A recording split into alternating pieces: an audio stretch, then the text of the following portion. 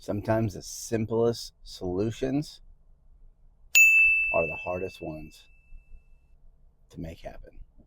Today, we're going to talk about just that. Nothing changes until something changes.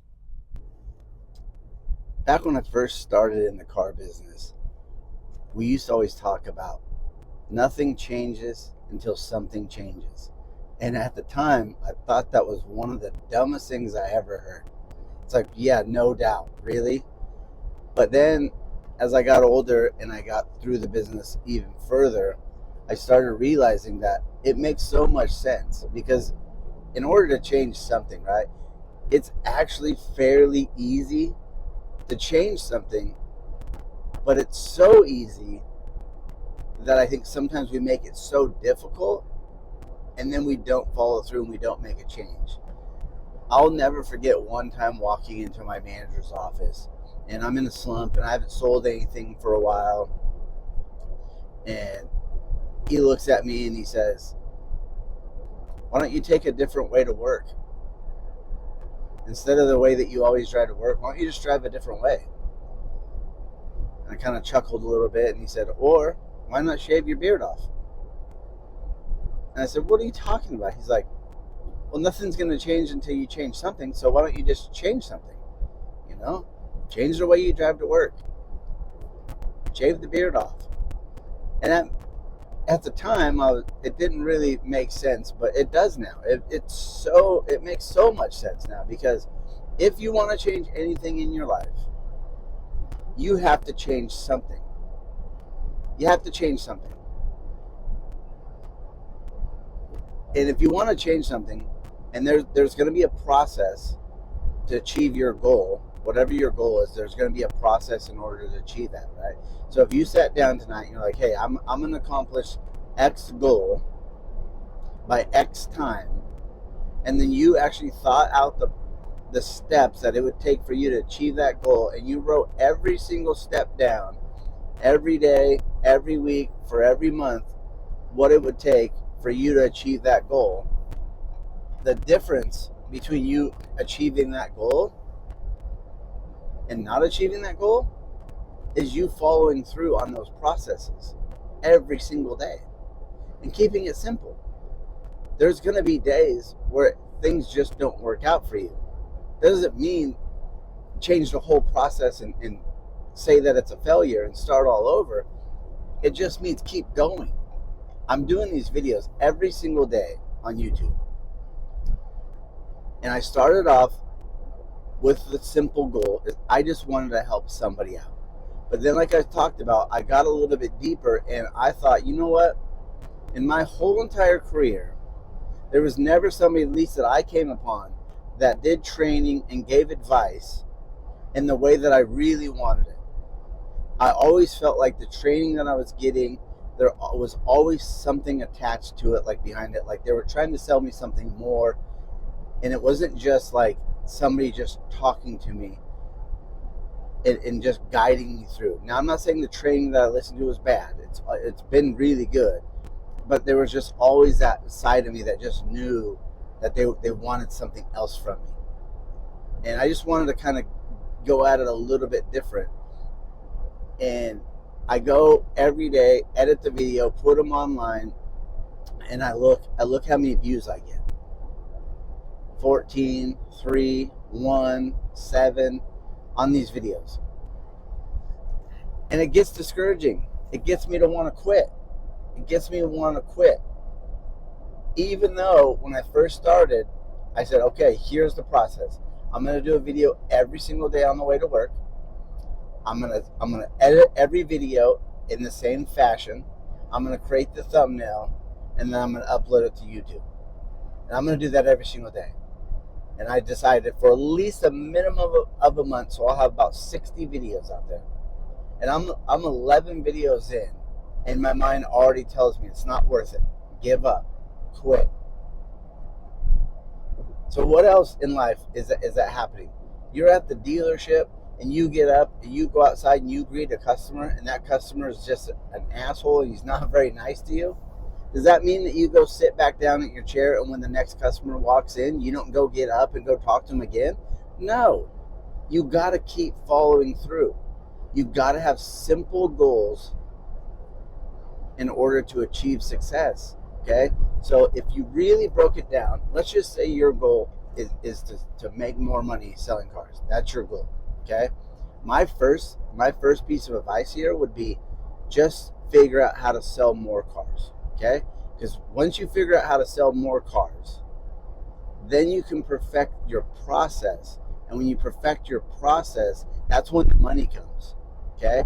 Don't try to perfect the process and sell 5 to 7 cars a month and try to make a bunch of money selling 5 to 7 cars a month because you want to be the best at the process. No.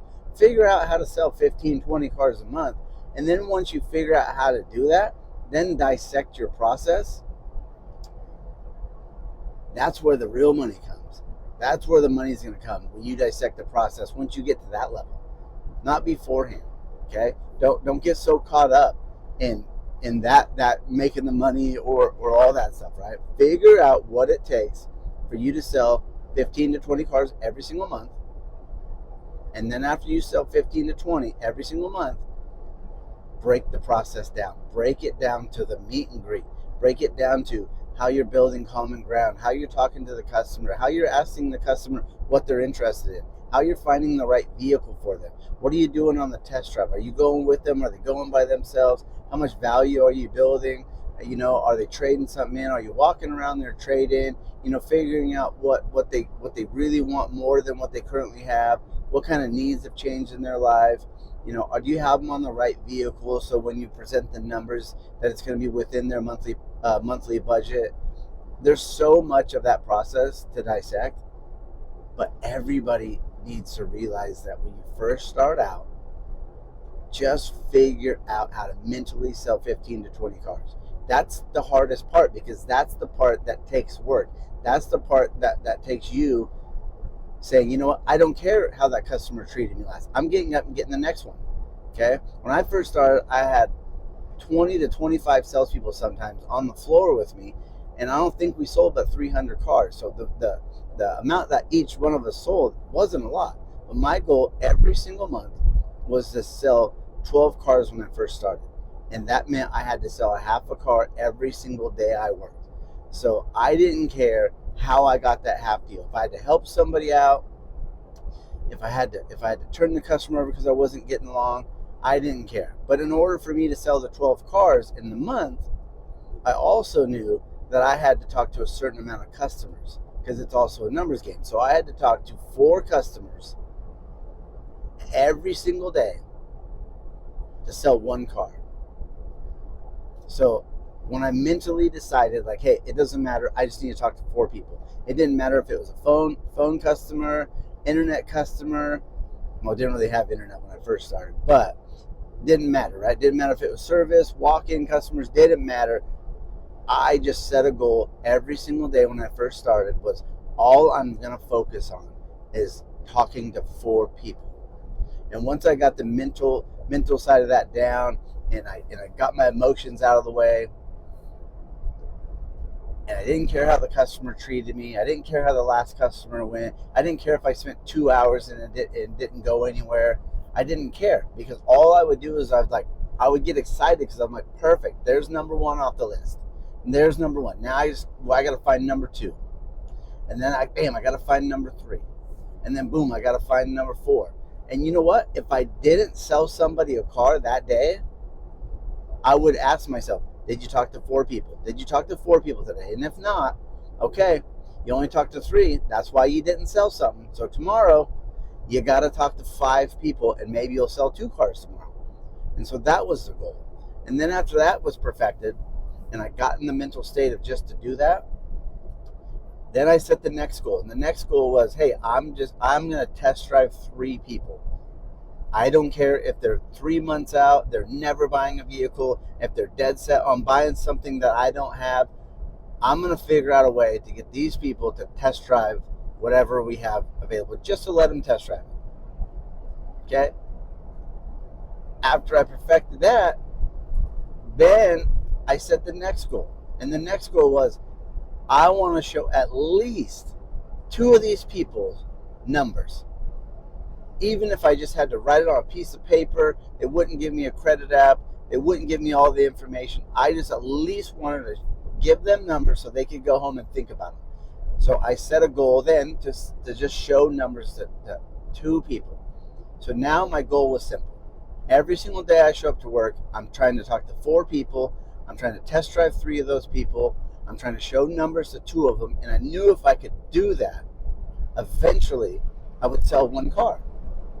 And even if I didn't sell 1 car, but I ended up selling a half a car, I was on track for my goal. But some people, they get so caught up in needing to sell this car or 2 cars or make $500 or make $1,000 that they forget the process, and they get so wrapped up in chasing the money, and they just blow the whole process out of proportion. So if you're going to change anything, okay, if you want to change anything, something else has to change. So maybe you're in a slump, maybe things aren't working out because you're not following the process. Maybe you just need to realize, stop chasing the money, chase the process, slow down, and set realistic targets, and make those realistic targets something that you actually have to work towards them. Like a realistic target is talking to 4 people in one day. That's a realistic target, okay?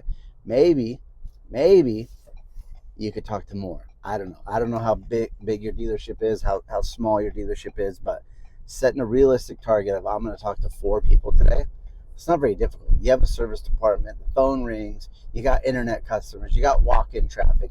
Get up off your ass, go walk around the lot, go find somebody to talk to. Stop talking to your coworkers about the same exact thing over and over again. Okay? So if you want something to change in your life, in your career, something has to change. And you're going to probably have to make that change. It's not the dealership. Stop thinking that the dealership has to change. The dealership doesn't have to change anything. The dealership was successful before you got there. They're still successful. You're the problem. If you're not achieving the results that you want, you're the problem, not the dealership. So let's change something. Let's keep it simple, okay? Let's keep it very simple. Set a target on how many days you're going to work, how many people you need to talk to, how many of those people that you talk to do you need to take on a test drive, how many of those people that you take on a test drive will you show them numbers. And then once you actually get that down, and you do that for like 2, 3, 4 months, and now it's a habit. Now you're motivated every day. Somebody walks into the dealership and you're motivated, you're up, you want to go talk to them with a smile. You don't care how they treat you. Once you get that perfected, the rest is going to be easy. Because now what we can do is we can perfect the process. Now we can figure out what you're actually saying to the customer. How much time are you talking to them before you ask them for a test drive? Do you even, and then what kind of common ground are you building? All the real like core selling skills. Then we can get into that. But there's no need to even get into that if your ass won't even get up and go talk to a customer. Who cares? Who cares about how good you are as a salesperson? If you're not willing to get up and go talk to a customer, that doesn't matter, okay? So we're going to change, and we're going to change very slowly, because this is a lifetime career that's going to treat you and your family really well if you're willing to give everything it takes in order to make that happen, okay? It's going to treat you guys really, really well, but you got to be willing to change. You got to be willing to change every single day. You got to be willing to understand that this isn't like, I don't need to make this money today. I don't need to be the best entire salesperson just today. You need to realize this is a long-term game, okay? And if you treat it as such, then all of a sudden 1 month doesn't matter. 2 months don't really matter. 3 months doesn't really matter, okay? So let's just keep it simple. Something has to change in order for something else to change. That's it. It's so simple.